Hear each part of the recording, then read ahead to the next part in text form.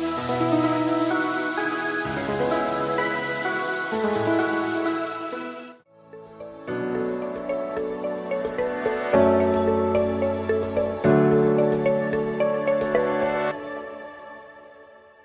Jemaat Tuhan, senang sekali boleh berjumpa kembali di dalam Renungan Kingdom Devotion hari ini.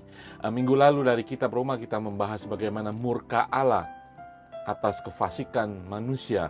Murka Allah pasti akan terjadi atas segala sesuatu yang dilakukan manusia bertentangan dengan moral-moral ketuhanan.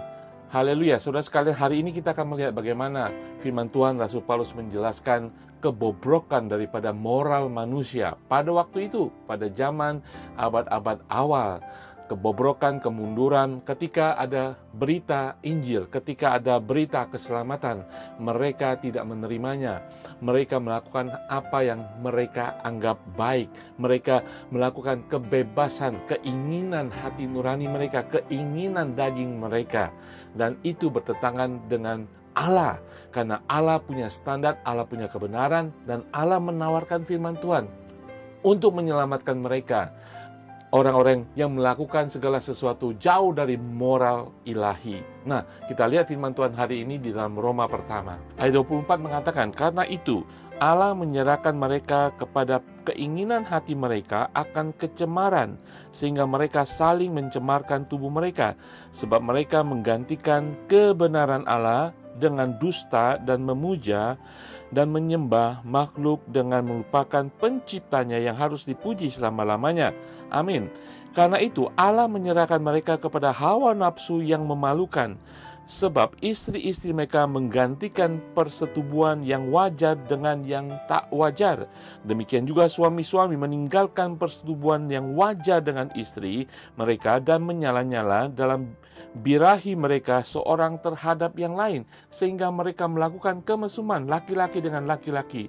Dan karena itu mereka menerima dalam diri mereka balasan yang setimpal untuk kesesatan mereka. Saudara sekalian, apa yang kita baca, situasi keadaan moral pada waktu itu terjadi pada sampai saat ini, di mana ketika kebebasan manusia begitu tinggi, menuntut kebebasan, mengatakan saya urusan saya, urusan tubuh saya.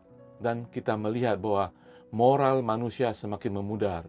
Kalau kita boleh melihat contoh di Amerika, negara dibangun oleh nilai-nilai kekristenan, nilai-nilai Alkitabiah.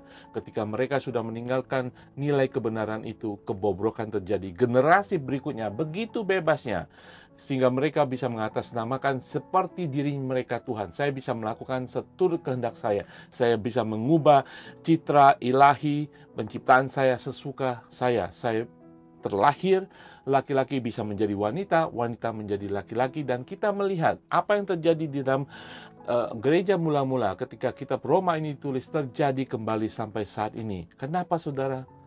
Karena kebenaran yang diberikan oleh Tuhan, kebenaran moral, kebenaran surgawi, kebenaran yang benar itu ditolak atas nama kebebasan. Saudara sekalian, kita harus tahu, kebebasan itu sendiri akhirnya mengikat manusia di dalam suatu belenggu.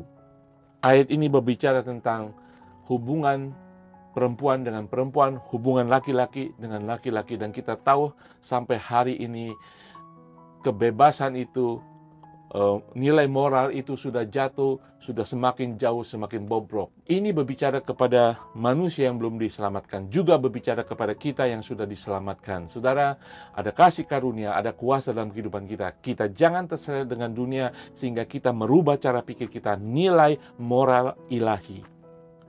Dan kita kemudian terbelenggu dan menganggap segala sesuatu benar. Apa yang dikatakan istri, wanita berhubungan dengan wanita, seorang pria berhubungan dengan pria, itu bukan citra yang diberikan oleh Tuhan ketika Dia menciptakan manusia, laki-laki dan perempuan. Nah, saudara sekalian, Tuhan adalah Allah yang memberikan pengharapan. Saudara, ketika manusia dengan kebebasan masuk dalam belenggu keterikatan mereka, tetapi Tuhan memanggil kita kembali.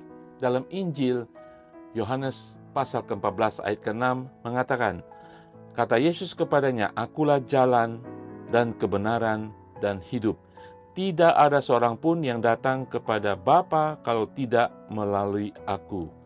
Saudara sekalian, Yesus tetap adalah jalan. Dia bukan salah satu jalan, dia bukan alternatif kehidupan, dia bukan salah satu kebenaran-kebenaran nilai-nilai yang ada di dunia. Dia adalah satu-satunya jalan. Dia adalah satu-satu kebenaran dan satu-satu yang memberikan hidup dan hidup berkelimpahan. Saudara, mungkin saudara sudah terbeban berat. Saudara mungkin ingin melepaskan diri daripada moral-moral kehidupan saudara yang bobrok. Dan saya tahu persis, ya, saudara sekalian, ada jalan yang akan membebaskan kita. Kembali kepada Sang Pencipta. Dia datang untuk menyediakan jalan bagi saudara. Kembali kepada citra sebagai ciptaan yang benar di hadapan Tuhan.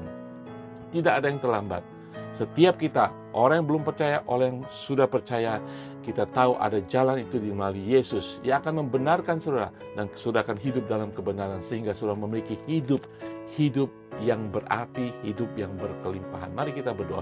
Terima kasih Bapa di surga, ampuni kami Tuhan, ketika dengan kebebasan pemikiran kami, kebebasan konsep kami, yang menganggap kami benar, bahkan menganggap kami sebagai Tuhan atas kehidupan kami. Kami menghina Sang Pencipta, kami menyalahgunakan citra kami sebagai makhluk yang diciptakan oleh Engkau Tuhan. Ampuni kami ingin kembali, kami ingin menerima pengampunan, kami ingin tahu jalan dan melalui jalan itu kami akan mengetahui kebenaran dan kebenaran akan memberikan kehidupan kami. Di dalam nama Tuhan Yesus, Allah Tuhan kami berdoa dan mengucap syukur. Haleluya. Amin.